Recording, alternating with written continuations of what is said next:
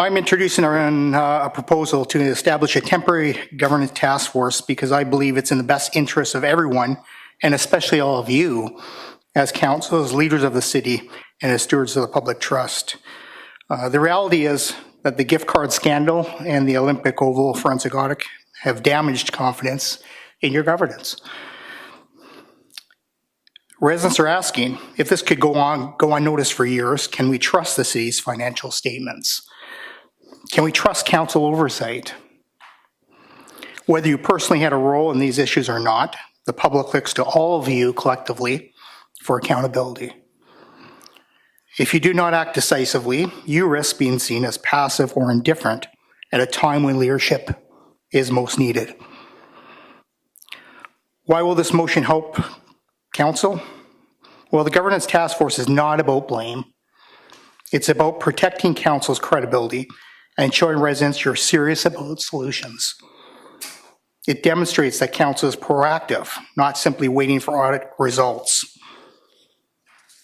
It gives you a structured process to identify gaps in oversight and transparency before further problems emerge.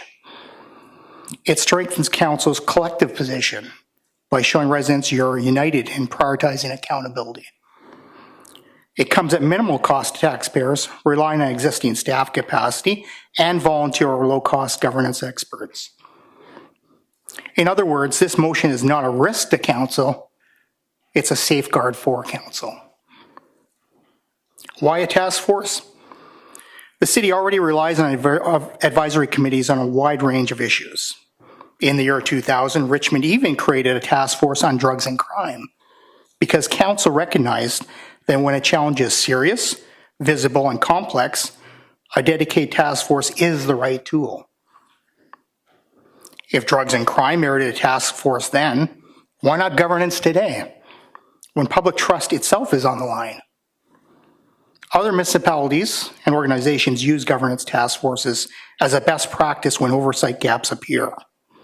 They provide, one, crisis response, a visible commitment to accountability, two, independent perspective, bringing in outside expertise strengthens credibility, three, capacity building, giving council and staff the training to govern more effectively, and four, a time-limited focus, ensuring issues are addressed quickly without creating permanent new bureaucracy. This approach aligns with local government best practices, which emphasize transparency, independence, and clear timelines as essential to restoring trust. What will the task force do? Well, one, review how the city and arm's-length entities like the Oval are governed. Also recommend stronger oversight tools, reporting requirements, and financial controls. Deliver interim recommendations, just in 3 months, and a final recommendation within 6 months. And provide governance training to both council and senior leadership so you're better equipped to prevent future failures. This is a focused, time-limited, and practical step forward. What are the benefits for council? By supporting this motion, council can reassure the public that you take accountability seriously. Regain control of the narrative by leading the change instead of being seen as reacting under pressure. Strengthen your own governance capacity, which improves every decision you make going forward. This is a motion about credibility, leadership, and trust. By establishing this governance task force now, you show that council is united, responsible, and committed to doing what's right for Richmond. This is not just in the best interests of residents and taxpayers, it's in the best interests of all of you. You're protecting your reputation, ensuring you have the structures in place to govern it with confidence.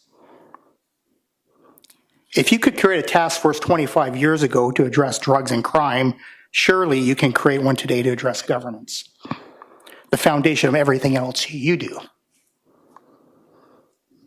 Of course, the alternative is to be seen doing nothing and wait for the headline, which may be much worse than Mayor McCheese or something like that.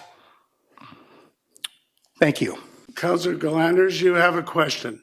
Thank you, Your Worship. Thank you for your presentation. It sounds very interesting.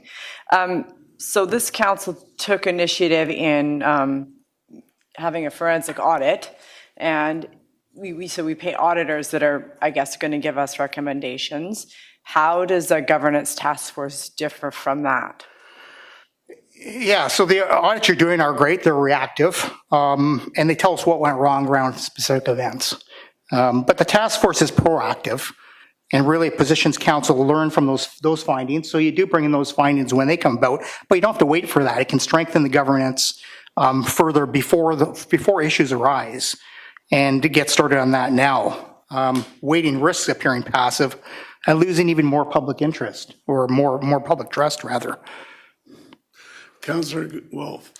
Yeah, thank you for sharing all that. One thing, a follow-up I have is what will it deliver? So you mentioned other municipalities have this, and Richmond previously had one.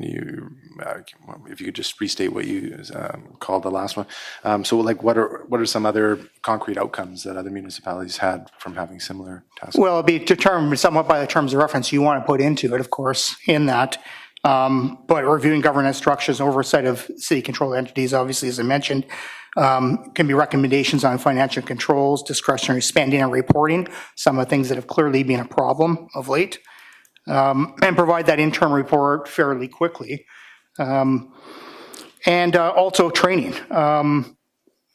If you've had governance training, I'm assuming you all have, but if you haven't, this can enhance that training you've got and probably build upon the training you've had. So again, it provides a practical, time-limited, and really action-oriented approach to moving forward.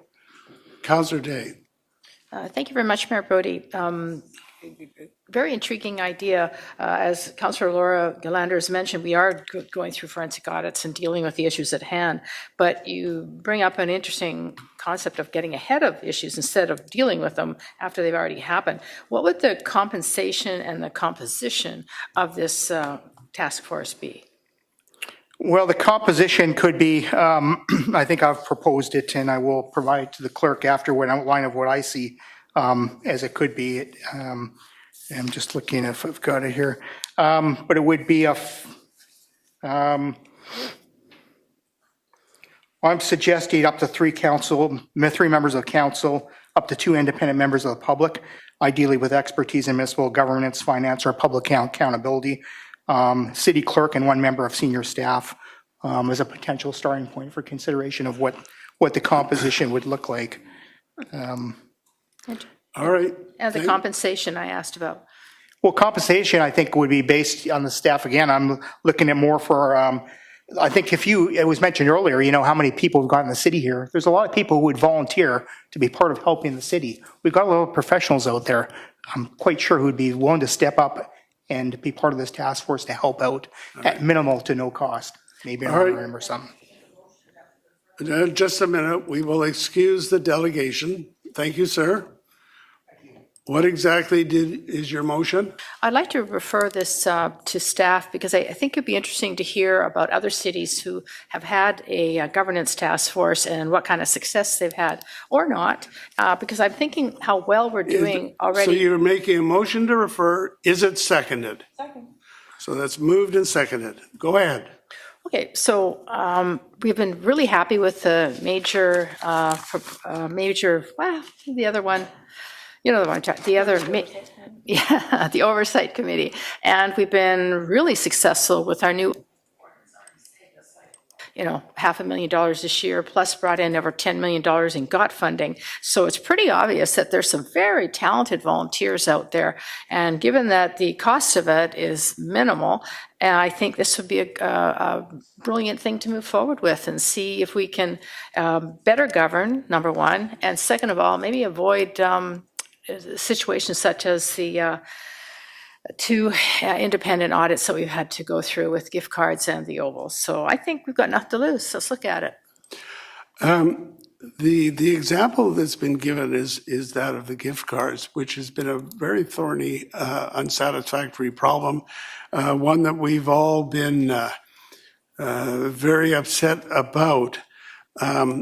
But when you look at that, using that example, you've got policies and procedures which fell down. You've got external auditors, which gave us a clean audit notwithstanding the situation. We have internal auditors. We've had forensic audits. So when you take a look at that, I think that this council has done quite a lot to try and address this situation.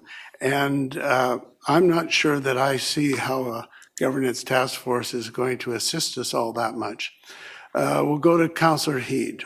Just a minute. There you go. Thank you, Mayor. Could I just get clarification on what the referral is? The referral is just for staff to look at this, get some comparison to what others are doing, and then come back to council. Is that what I'm hearing? That was what the motion was. Oh, okay. Question on the motion? Okay. Then on that. All right. Specific, right? Yeah, well, that's what the motion Looking at was. What other cities do. That's it. We're looking at what other cities do in relation to governance. All those in favor? Those opposed? I remain opposed. All right, no, move we rise and report. Move your rise and report. All those in favor, opposed, carried, and someone move adjournment.